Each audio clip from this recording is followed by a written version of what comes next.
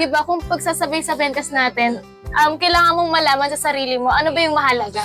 Diba, kung ano ba yung mahalaga? Kasi ayun nga, nagsasabay yung pag-aaral, diba, yung pagtitinda, diba, yung sa church, diba, nagsasabay-sabay-sabay lahat yan. So, ayun, kaya ang kailangan mo lang talaga is yung time management talaga. Naunawaan ko din talaga yung word ng Lord, which is sa Matthew 6:33. No, hindi lang dapat natin siya naunawaan, dapat din is isinasagawa rin natin siya sa buhay natin, di ba? Na kailangan, di ba, unahin mo talaga yung Lord. Di ba? Kasi sa buhay ko kasi, ang dami nang nagawa ng Lord na kabutihan talaga. Di ba? Lalo na sa pag-aaral ko.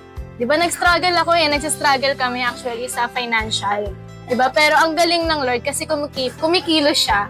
Pero alam mo yun, yung sinabi ni pastor, sinabi ng leader ko, na sinasabi nila lagi sa akin na ang gawin mo is unahin mo lang talaga ang Lord. So doon ko naunawaan yung Matthew 6:33.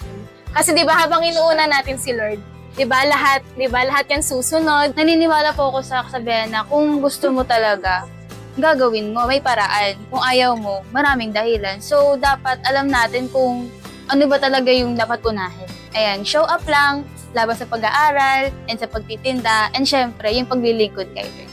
Ayun.